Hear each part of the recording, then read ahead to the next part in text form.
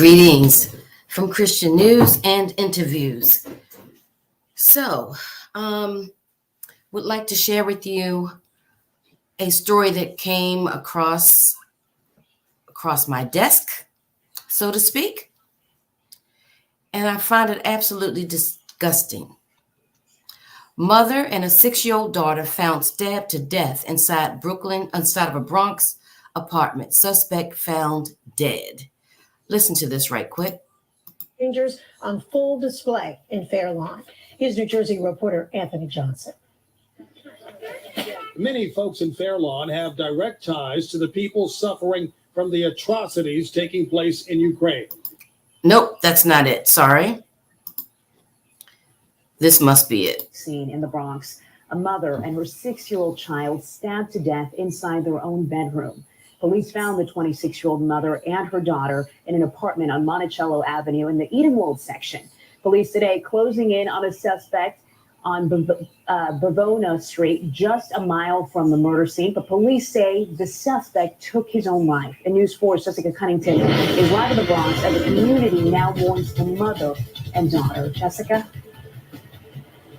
Gelma, it is just really hard to process something like this. A young mother and her child are dead. We are just learning from police sources that they were both stabbed essentially all over their body. That 6-year-old little girl even stabbed in the face. We are now also learning the name of the suspect who was that young mother's boyfriend. His name is Caleb Duberry. But I did speak with the 26-year-old victim's mother, who's down in Florida. I spoke with her by phone.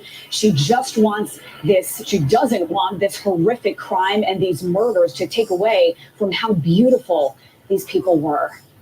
I have to bury my daughter and my granddaughter, and I just gotta wrap my head around this right now. A mother and grandmother missing a chunk of her heart tonight, gutted out after police found 26-year-old Gabrielle Muniz and 6-year-old Rosaura Estevez dead and stabbed multiple times inside their first-floor apartment here on Monticello Avenue in the Bronx. My daughter was an amazing daughter, mother, sister, friend. She's that girl that everyone wanted to be like. Last night, just before midnight, police were called here after sources say someone on the 3rd floor heard banging and was concerned. They say Gabrielle's boyfriend, the suspect, was seen leaving the apartment around 4 p.m. yesterday.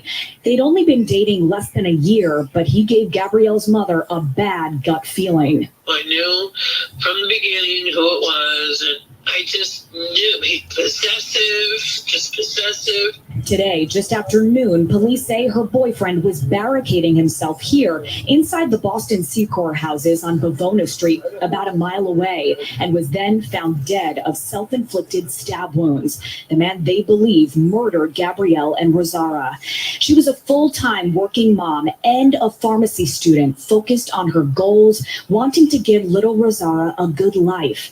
But for both of them, life was not long enough. Mother, a young mother and a daughter. This is a lot to take in. Make sure that we say, I love you to our loved ones, because you never know when's the last chance you might see them. Okay.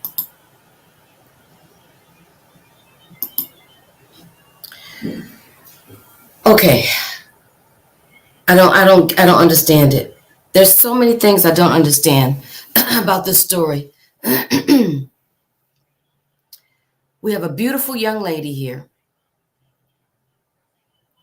who has a young daughter. How on God's green earth did she end up in the company of a jealous jailbird? Because I did do some other research. This guy has a record a mile long. She's a pharmacy student. Do you know how difficult it is to get into pharmacy school? She's a pharmacy student. She has a future ahead of her. All she needed was herself and her beautiful little girl. But somehow she ends up dating a bum. A criminal bum at that. and allowed this criminal bump around her innocent child. And this guy was so dirty and so low. He stabbed that child in the face, in the head. The terror that that child must have gone through because he killed the mother first.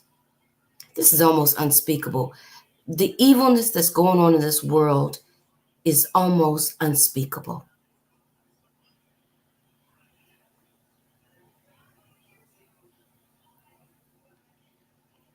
Something is severely wrong,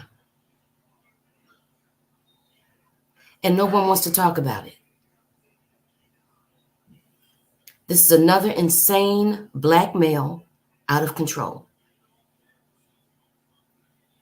But no one wants to admit that there is a subset of black men who are out of control